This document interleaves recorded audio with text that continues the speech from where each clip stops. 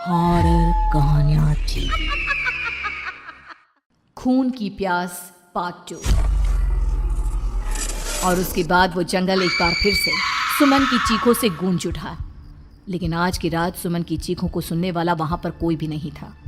अगर वहां पर कोई मौजूद था तो बस हरिया, जो कि अब एक भेड़िए में बदल चुका था। सुमन के बालों को पकड़कर घसीटते हुए वो जंगल के बीचों बीच एक जगह पर ले जा रहा था। अगली सुबह गांव में।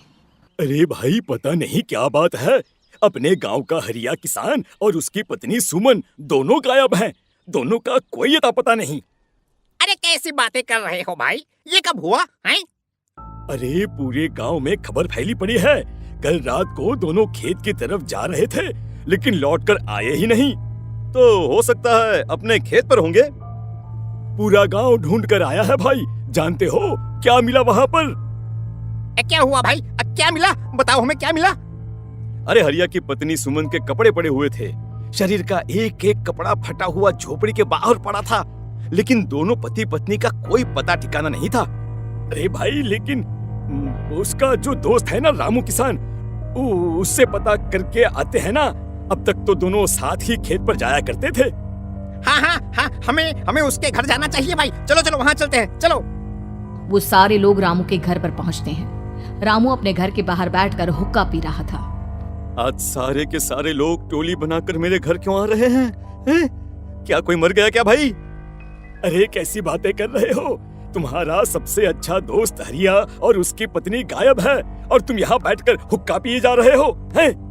रामू ने अजीब सी नजरों से उन सब गांव वालों की तरफ देखा, जिसकी वजह से वो लोग एक बार के लिए डर गए। गायब है? अरे गायब नहीं है, मुक्ति मिल गई है। उन दोनों को मुक्ति मिली है। इस दुनिया में आकर हर इंसान पाप करता है, और उसे उसके पापों के लिए मुक्ति मिलना बहुत जरूरी है। अरे ये कैसी बहकी बहकी बातें कर रहे हो भाई, हैं? और इसका चेहरा अजीब सा क्यों लग रहा है? लगता है दोस्त के मरने का गम बैठ गया है। पागल हो गया है शायद ये पागल। ये बात सुनते ही रामू चीख कर जोर से चिल्लाते हुए कहता है, पागल मैं नहीं हूँ, पागल तुम सब हो। और ये शैतानी जंगल अब तुम में से किसी को नहीं छोड़ने वाला, सबको खा जाएगा। याद रखना मेरी बात। शैतानी जंगल? कैसा शैतानी जंगल? लगता है रामू पागल हो चुका है। हमें यहाँ से चलना चाहिए भाई। चलो चलो चलो। तभी रामू की पत्नी बाहर आती है।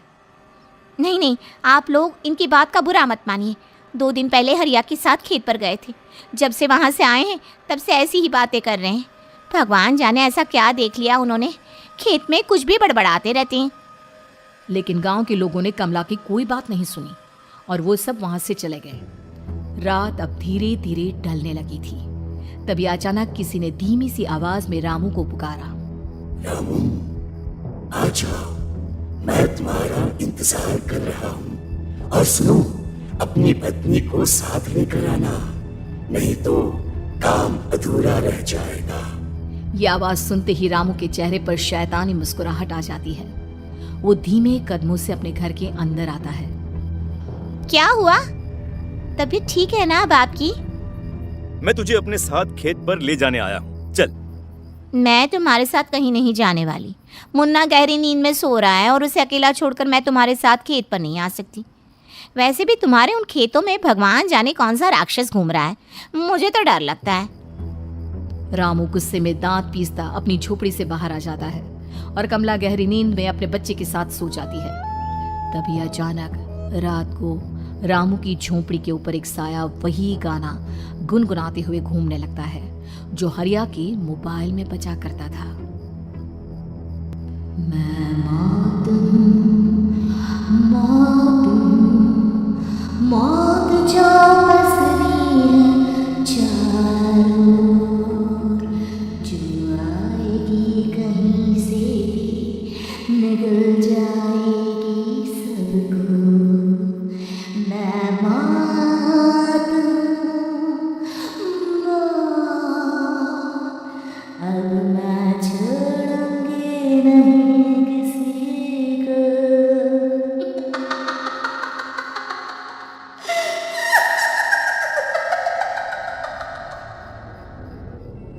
ये आवाज सुनकर रामू की पत्नी कमला की आंख खुलती है और वो देखती है कि उसका मुन्ना अपनी जगह से गायब था।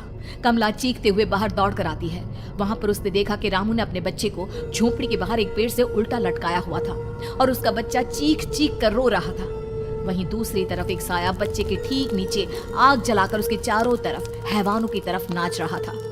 छोड़ दो मेरे बच्चे को। अरे क्या कर रहे हो तुम? शर्म नहीं आती तुम्हें अपने ही बच्चे को इस तरह मौत के हवाले करते हुए? अपना बच्चा? किसने कहा ये मेरा बच्चा है? अरे ये तो उस रामू की औलाद है, इस गांव के किसान रामू की, और मेरी दुश्मनी इस गांव के हर इंसान के साथ है। क्या कैसी बात कर रहे हो तुम? और ये औरत कौन है? ये मेरे बच्चे को खा जाएगी। तभी अचानक से उस साया ने एक बेहद खतरनाक दिखने वाली औरत का रूप ले लिया और उसकी आंखों से आग निकल रही थी। सही पहचाना तूने, मैं तेरे बच्चे को खा जाऊंगी। अगर तू अपनी इस हैवान पति रामू के साथ जंगल नहीं आई तो मैं तेरे बच्चे को खा जाऊंगी। लेकिन क्यों? आखिर क्या चाहते हो तुम मुझसे? मुझे जंगल क्यों ले जाना चाहती हो? औरत बुरी तरह से ठहाके मार मार कर जोर जोर से हंसने लगी और साथ में रामू भी। ये तो तुझे वहाँ चलने के बाद ही पता चलेगा ना। अगर तू नहीं आई तो थोड़ी देर में तेरा ये बच्चा आग में जलकर मर जाएगा। चल जल्दी। नहीं मेरे बच्चे को छोड़ दो। तुम जहाँ कहोगे मैं तुम्हारे साथ चलने के लिए तैयार हूँ। और उसके बाद उस बच्चे को झोपड़ी में लिटाकर आगे आगे वो साया चल रहा था और उसके पीछे पीछे रामू अपनी पत्नी के बाल पकड़कर उसे घसीटते हुए जंगल की तरफ ले गया।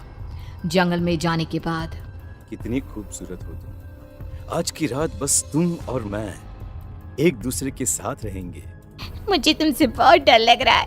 तुम्हें क्या हो गया है? तुम तो बिल्कुल ठीक थे। वो होगा जो हमारे बीच होना चाहिए।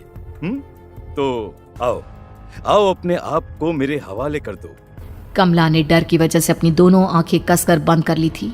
रामू ने बुरी तरह से चीख कर कमला से कहा, आंखें खोलो अपनी और मेरी तरफ देखो।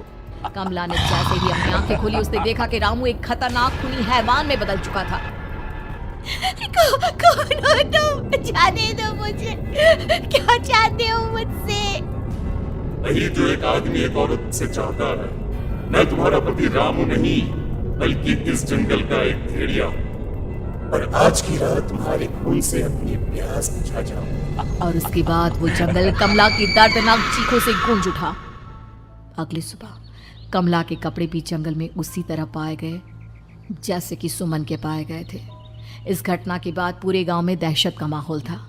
अपने माँ बाप की मौत और गांव में हो रहे इस तरह की घटनाओं की खबर सुनकर किशन शहर से गांव लौट आया था। अपने माँ बाप की बेदर्द मौत की वजह से वो बहुत परेशान था।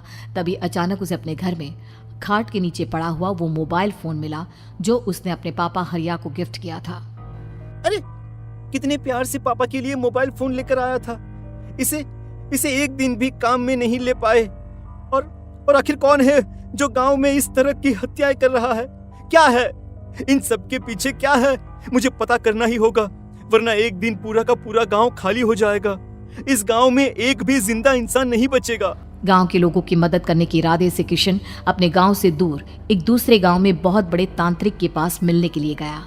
तांत्रिक बाबा, अब आप ही कुछ उपाय बता सकते हैं। भगवान जाने हमारे गांव को किसकी नजर लग गई है। नजर नहीं लगी है, किसी ने तुम्हारे गांव को बद्दुआ दी है। किसी सताई हुई आत्मा का प्रकोप है और अब वो पूरे गांव में किसी को नहीं छोड़ेगी जब तक उसकी आत्मा को शांति नहीं मिल जाती। अरे लेकिन ऐसा कौन है बाबा? किसकी आत्मा है और कैसे मिलेगी उसे शांति? मौत है, मौत कहीं से भी आएगी और सबको निगल जाएगी। इससे बचने का सिर्फ एक ही उपाय है, लेकिन उस उपाय को करना आसान नहीं होगा। जो भी उस उपाय को करने की कोशिश करेगा उसकी जान जा सकती है। भले ही मेरी जान चली जाए, लेकिन मैं अपने गांव के लोगों की जान बचाने की पूरी कोशिश करूंगा बाबा। तो ठीक है, फिर अगली अमावस की रात जैसा मैं कहता हूँ वैसा ही करना। अमावस की रात तांत्रिक के बताए अनुसार किशन अपने साथ केरोसिन लेकर जंगल की तरफ चल पड़ा। उसके हाथ में देवी के मंदिर का सिंदूर भी था। किशन जंगल के बीचों बीच पहुंचा। ये देखकर उसकी आंखें फटी की फटी रह गई। वहां एक उबलते पानी का तालाब था और कई लोगों की लाश लटक रही थी। किशन के माँ बाप की लाश भी वहीं थी। माँ, बापू, क्या हो गया? ये क्या हो गया? तभी वहां पर एक औरत और आदमी आते हैं। उन्हें देखकर किशन चौंक जाता है। गोपाल काका, आपकी तो 5 साल पहले मौत हो गई थी।